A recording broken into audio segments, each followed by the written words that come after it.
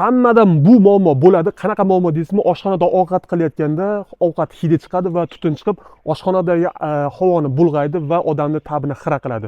Xuddi shuning uchun o'tgan safar ham bu narsani biz sizlarga obzor qilgan edik. Ko'pchilik menga savol beraverib, jonimga tegdi. Ya'ni haqiqatan shunaqa tortadimi? Oshxonaga qo'ysak bizni oshxonadagi havoni tortib chiqib ketadimi? Yaxshi ishlaydimi deganlar uchun mana biz sizlarga yangi upakovkada olib keldik. Hozir buni ochib, bu joyga qo'yib, sizlarga eksperiment hisobida ishlatib ko'rsatamiz. Bizdan uzoqlashmang, bu videoni bemalol tanishlarga yuborib qo'yishingiz mumkin. Obuna bo'lish esa esdan chiqmasin. Xo'p, bu razmeri 200 lik bo'ladi. Bunda har xil razmerlari bor. Biz sizlarga 200 ligini olib keldik. Chunki 200 ligini qo'ysangiz, oshxonangiz katta bo'lsa, sizga yaxshi effekt beradi. Xo'p, yaqinroq kelasiz. Ochganingizda xuddi shunaqa zo'ra turing. Xuddi shunaqa qo'llanmas bo'ladi. Qo'llanmasdan foydalanib, qanaqa qilib qo'yishni sizlarga tayyor qilib ko'rsatib qo'yishim. Hech qanaqa buni muammosi yo'q. Xuddi shunaqa korobkada bo'ladi mana. Korobkadan xuddi shunaqa krepleniyasi chiqadi va bundan boshqa xuddi shunaqa o'zini maxsus bo'ladi. Mana bu joyda o'zi belgilab qo'ygan, tepaga qarab tortadi. Bu tomondan tortadi, bu tomondan esa chiqaradi.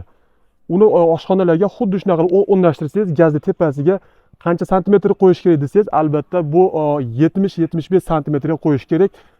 Gaz plitalari uchun, elektro plitalar uchun esa 60-75 santimetrga bandlikda qo'yish kerak. O'shanda yaxshi effekt beradi. Agar balandroq qo'yib qo'ysangiz, bu yaxshi effekt bermaydi. Pastroq qo'yib qo'ysangiz, bu yelimlik uchun erib ketishi mumkin. Shuni hisobga olasizlar. Xuddi shunaqa bloklarga ajraydi. Bunaqa xuddi remeni bo'ladi temirdan. O'rtasiga xuddi shunaqa kirgizgandek remen bilan qotirib qo'ysangiz bo'ladi. Buni xuddi shunday joyga qotirasiz. Gazingizni tepasiga xuddi shunaqa qilib qotirasiz. Razmeri 70-75 santimetr bo'lishi kerak. O'sha o'zingizning gaz plitingizdan o'ralg'i rasstaniyasi. Qotirib bo'lganingizdan keyin xuddi mana o'z motorchiga xuddi shunaqa qilib ajraydi. Ajraganingizdan keyin buni joyiga qo'yasiz, qatirib qo'yasiz va bemalol mazza qilib ishlatasiz. Hozir sizlarga ishlatishni ham ko'rsatamiz. Qadrli obunachilar, mana sizlarga tutatib ko'rsatyapmiz. Mana tortishiga bitta e'tibor bering. Mana hozir bu tashqarida turgani uchun to'g'ri shamol bor, aqa-baqa tutunimiz olib ketyapti, lekin uyda ichkarida bo'lsa bu tutun faqat tepaga qarab yuradi. Mana ko'rib turganingizda tepaga tortishni bitta ko'ring mana.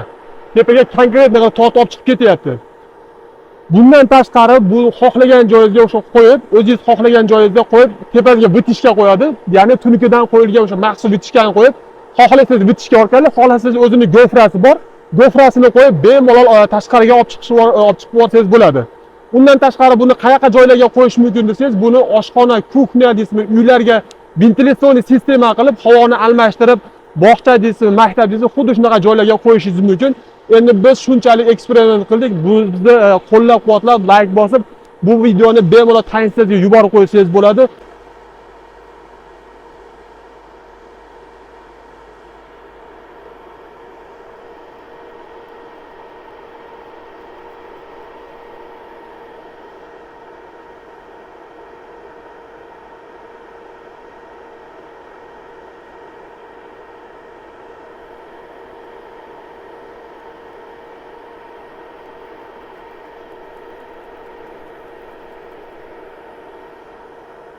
Bo'ldi?